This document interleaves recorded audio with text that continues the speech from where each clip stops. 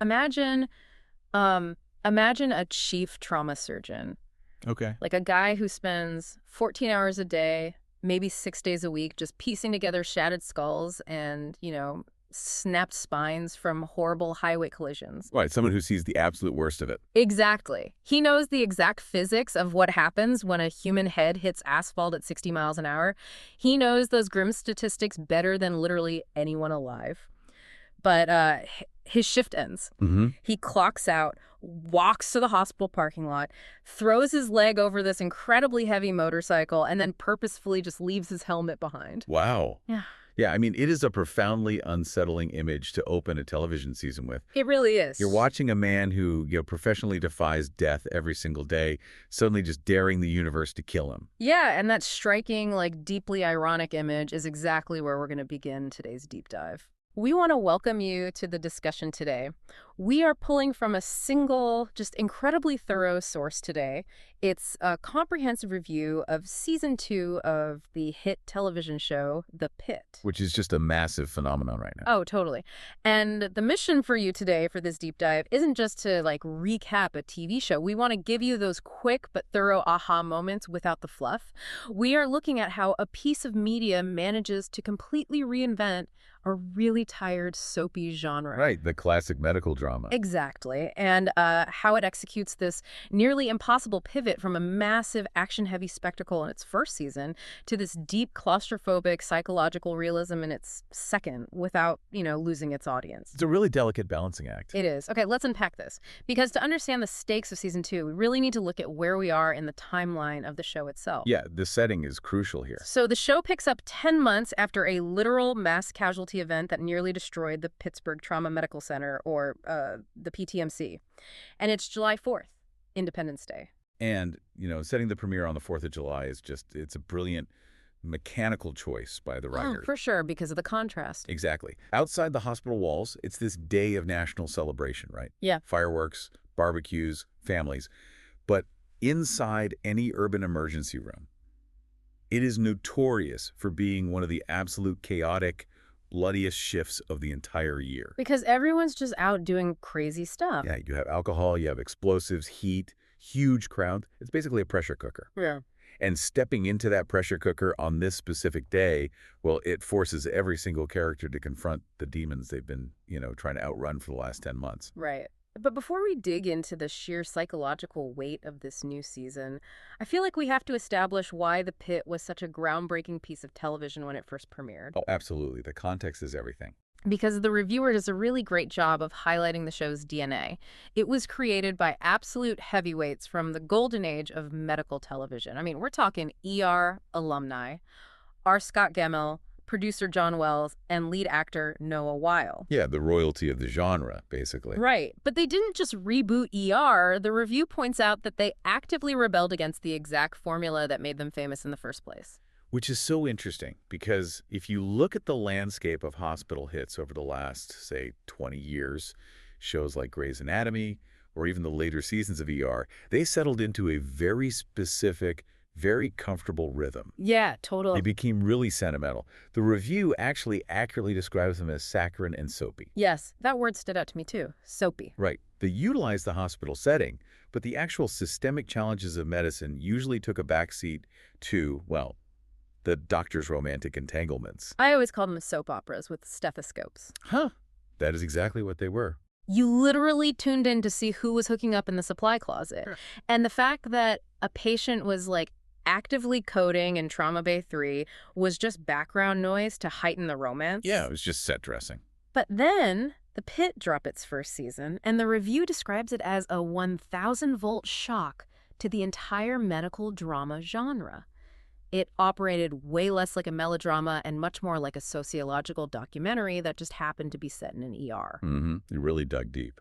It tackled racism, incel culture, and America's gun violence epidemic with a lens that the reviewer explicitly calls The Wire-esque. And, that comparison to The Wire is the key to understanding the whole architecture of the show. How so? Well, The Wire wasn't just about cops and drug dealers, right? It was fundamentally about the systemic failure of institutions in Baltimore. And The Pitt takes that exact same institutional critique and applies it to the American healthcare system. Oh, wow. Yeah, that makes a lot of sense. It's not just showing bad things happening to good patients. It's showing a fundamentally broken nation straining at the seams. And the emergency room is simply the catch basin for all of society's unaddressed failures. And the structure of that first season was just relentless. I mean, it was 15 episodes that unfolded in real time. One continuous shift. Yes, one continuous, agonizing 15-hour shift centered around that Pittsfest mass shooting. And that real-time format is a massive narrative risk, because it denies the audience any relief whatsoever. You literally can't look away. Right. There are no time jumps to let you catch your breath. The exhaustion the characters feel is transferred directly to the viewer. And that systemic, exhausting realism is exactly what audiences in 2026 are responding to. Why do you think that is, though? Why do we want that? Well, the review points out that viewers are just tired of glossy, sugar-coated escapism. They are craving what the writer calls the 50cc of realism that the Pitt delivers over traditional romantic melodrama. Right. They want to see the real world reflected back at them. Exactly. They want art that validates the complex, often really dark reality of the world they actually live in, rather than pretending those systemic issues can just be wrapped up neatly in a 45-minute procedural format. Which naturally sets up a massive creative danger for season 2, because the review calls it the spectacle trap. Oh, the spectacle trap is so real. If season 1 anchored its entire critically acclaimed narrative on a massive, horrific disaster, like a mass shooting at a music festival, how do you follow that up? You really can't, logically. Right. If every season revolves around a near-huge catastrophe, the realism they fought so incredibly hard to build is just going to evaporate. It's the classic escalation problem in serialized storytelling.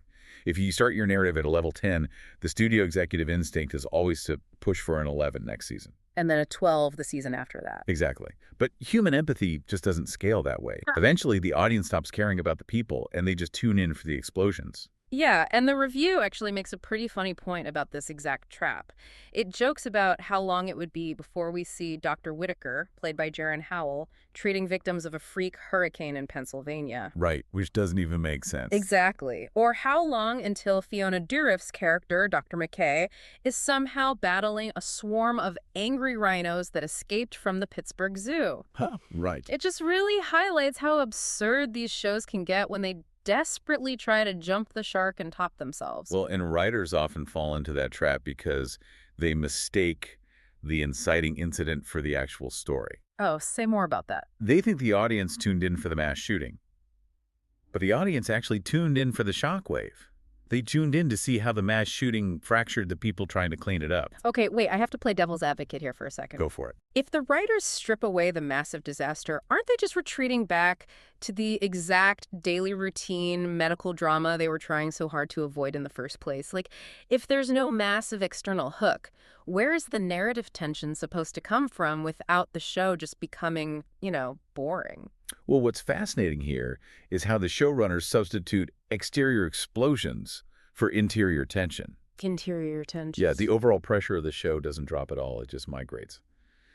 In season 1, the threat was literally coming through the ambulance bay doors in the form of endless gunshot victims. Right. But in season 2, the show smartly acknowledges that not every shift involves a massive tragedy. So it relies on a string of smaller localized emergencies zipping out of the ambulance bay, which leaves just enough negative space in the narrative for the characters' internal threats to take over. The tension isn't about whether the hospital will run out of blood anymore. It's about whether the doctor's own psychological dams are going to burst. So they trade the macro for the micro. And because the hospital isn't dealing with a single, overwhelming crisis, there's finally some quiet time. Which is the worst thing for them. Exactly. The review makes a brilliant observation about this. In a trauma center, quiet time is actually dangerous. Because when the adrenaline finally stops pumping, these characters are forced to just sit in silence with their accumulated trauma. And the review notes that the show's scalpel is remarkably sharp when carving its characters open with this fascinating nuance. Because the quiet forces their compartmentalization to collapse. What do you mean by that exactly? Well, in high-stakes medicine, professionals have to build these massive psychological walls just to survive the job. You have to convince yourself that the horrors you see, the violence, the random accidents, the sheer unfairness of it all, that it's happening to, quote-unquote, patients, not to people. Right, you just treat the physical injury. Exactly. You treat the meat, you fix the plumbing, and you go home. But when that burnout reaches a critical mass, those walls just completely crumble. Which brings us right back to that opening visual of Dr. Robbie, played by Noah Weil, riding his motorcycle without a helmet. Here's where it gets really interesting to me. Yeah. We establish the deep irony of a chief trauma physician risking a head injury. The guy literally pieces together shattered bodies for a living, knowingly engaging in the very behavior that brings people into his ER. But based on what you're saying about compartmentalization, this isn't just a guy being reckless for an adrenaline rush. No, not at all. It's a symptom of a profound, unresolved psychological burden. Yeah. He is carrying the ghost of every single life he couldn't save during that 15-hour shift 10 months ago. He is completely numb. And riding without a helmet is his way of actively daring the universe to make him feel something, even if that feeling is just hitting the pavement. Wow. It's a self-destructive manifestation of survivor's guilt. He survived the mass casualty event, but a part of him feels like he doesn't deserve to be safe when so many others weren't. That is incredibly heavy. And he is far from the only one spiraling this season.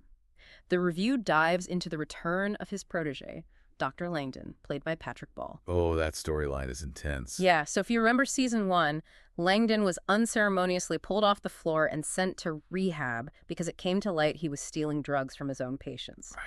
Now in season 2, he is fresh out of rehab. He is walking right back into the very environment that fueled his addiction in the first place, and he's desperately struggling to earn Robbie's forgiveness. The mechanics of that dynamic are just incredibly tense. Think about the currency of an emergency room, right? Mm-hmm. The currency isn't money. It's absolute implicit trust. When a doctor calls for 50 milligrams of a narcotic during a code, they need to know that the person handing them that syringe hasn't skimmed 20 milligrams off the top. Oh, man. Because a slight misjudgment, a hidden tremor in the hands, and a patient literally dies. Exactly. Yeah. And Langdon is walking back into a literal pharmacy, carrying this immense stigma of broken trust. He's trying to practice medicine, while every single nurse and attending physician is secretly watching his every move. The pressure of that surveillance alone would be enough to make someone crack, let alone an addict in early recovery. Right. And then you have charge nurse Dana, played by Catherine Lanasa, navigating all of this. Because the charge nurse is essentially the air traffic controller of the emergency room. That's a great way to put it. She is tracking bed space, triage priorities, incoming ambulances. But now she also has to manage the volatile psychological states of her own staff. Yeah. If the doctors are spiraling, she's the one trying to keep the planes from crashing into each other on the runway. She essentially becomes the emotional shock absorber for the entire department. Exactly. And what makes this season so compelling is that while the focus is intensely inward on these frayed psyches, the show doesn't trap the characters in a vacuum. The outside world doesn't just politely wait for them to process their trauma. No, of course not. The chaotic reality of modern America still manages to violently pierce the bubble of the PTMC. Yeah. The review details a couple of major spikes in exterior drama that disrupt this internal focus. And one of the most terrifying examples is a cyber attack that takes the entire hospital completely offline. And a cyber attack in a modern medical facility isn't just like an IT problem. It is an immediate, catastrophic threat to life. Let's really think about the mechanics of that for a second, because we rely on digital infrastructure for absolutely everything now. Literally everything. Imagine the sheer claustrophobia of being in a trauma center, dealing with a patient actively hemorrhaging, and suddenly every single monitor just goes black. Terrifying. The electronic health records are locked. You don't know a patient's blood type. You don't know if they have a lethal allergy to penicillin. The automated medicine dispensers, those Pete-sized machines, they won't even open because the network is down. Yeah, you're locked out of the tools you need to save a life. Yeah. You are instantly thrown back into 19th century medicine while trying to manage 21st century trauma. You're flying completely blind. If we connect this to the bigger picture, plot points like a ransomware attack aren't just clever ways to generate suspense for a TV show. They are reflections of our real-world systemic vulnerabilities. Right. The show is highlighting how incredibly fragile the hidden infrastructure of our society actually is. We are always just one severed fiber optic cable away from the dark ages, and the show forces its already exhausted characters to navigate that collapse in real time. And that fragility brings us to the other major external event that the review focuses on, In one of the episodes, the violence of America's current immigration crackdown spills directly into the corridors of the hospital in violent force. Yeah, and it's interesting how the reviewer frames this specific narrative choice. Definitely. And just as a quick note for you listening, we're simply relaying how the review interprets this. We're not taking any political stance on immigration policy or ICE here, just conveying the source material. Absolutely. We're just reporting the analysis from the article. And the reviewer draws a direct, explicit parallel between the show's depiction of immigration enforcement clashing with medical spaces and real-world events to explain the show's impact on a 2026 audience. Right. The review details the case of Alex Breddy. He was a 37-year-old American intensive care nurse, and earlier this year, he was shot and killed in Minneapolis by IC officers during a protest. And the reviewer's point is that the show's scenes carry this incredibly heavy, poignant weight because they are pulling directly from these very fresh, real-world wounds. And again, just reflecting the review's analysis here, the parallel serves to reinforce the central underlying theme of the entire series, which is the illusion of sanctuary. The illusion of sanctuary, I like that. Right, because historically, hospitals were viewed as neutral ground. You leave the politics and the violence at the sliding glass doors of the ambulance bay, and once you're inside, everyone is just a patient. Right, medicine is supposed to be impartial. Exactly. But the show is arguing that in modern America, that boundary just no longer exists. The socio-political turmoil happening on the streets inevitably invades the trauma bay. The characters basically cannot escape the brokenness of the nation they are actively trying to heal. Right. Whether it's a failing digital grid or armed federal agents in the waiting room, the system is actively working against the very people trying to save lives. It's a mirror reflecting the bone-deep exhaustion of essential workers who are perpetually caught in the crossfire of these systemic failures. Which brings us to the ultimate verdict of the review. The writer concludes that by abandoning the massive, continuous spectacle of Season 1 and burrowing deep into these systemic and psychological fractures, the pit actually goes from strength to strength. Yeah, they say, quote, its vitals have never been stronger. It's a great line. They successfully pulled off the pivot. They prove that you don't need a music festival shooting or, an escaped rhino to make utterly compelling television. Thank goodness for that. Right. You don't need it as long as your characters are complex enough to carry the immense weight of everyday tragedy. It's basically a masterclass in trusting your audience. They trusted that viewers would be just as captivated by a doctor silently battling a crisis of faith in a break room as they would be by a massive 5-car pileup. So what does this all mean for us? Why dedicate an entire deep dive to the narrative architecture of a medical drama? It's a fair question. I think what makes this review so compelling isn't just what it says about television, but what it says about how we process our own reality. If you really want to understand how storytelling can reflect our societal strain without losing its humanity, this show is the blueprint. Absolutely. We are all dealing with a world that feels increasingly unstable, whether it's failing infrastructure, political tension, or just the lingering effects of global events. We are all navigating our own micro-traumas. And the pit acts as a lens into how we process collective stress in our own daily quote-unquote shifts, whatever those shifts might look like in our own lives. It looks at the exhaustion we all feel and says, yes, this is real and it is heavy. And this raises an important question, something really worth thinking about long after this deep dive ends. What's that? Well, if a television show can act as such a precise, unflinching mirror for a nation's systemic fractures, if it can capture the personal psychological burnout of an era so perfectly, at what point does it stop being mere entertainment? At what point does a piece of fiction cross over into becoming a historical document of our era's collective trauma? Wow. Decades from now, people might not look at news broadcasts to understand what it actually felt like to live in 2026. They might look at shows exactly like this one. That is a brilliant way to look at it because, just going back to where we started with that trauma surgeon, right? Yeah, the guy on the bike. Human nature just wants the clean X-ray. We want the easy diagnosis where we can point to a stark white line on a black background and say, there's the problem, put a cast on it, it will heal in 6 weeks. But life isn't like that. No, life, especially right now, isn't a clean X-ray. It's murky, it's complicated. And maybe the most vital art is the kind that doesn't try to neatly fix the broken bone in 45 minutes, but just has the courage to sit with us in the messy, painful reality of the muddy waters. Well said. Thank you. And thank you all for joining us on this deep dive. We'll catch you next time.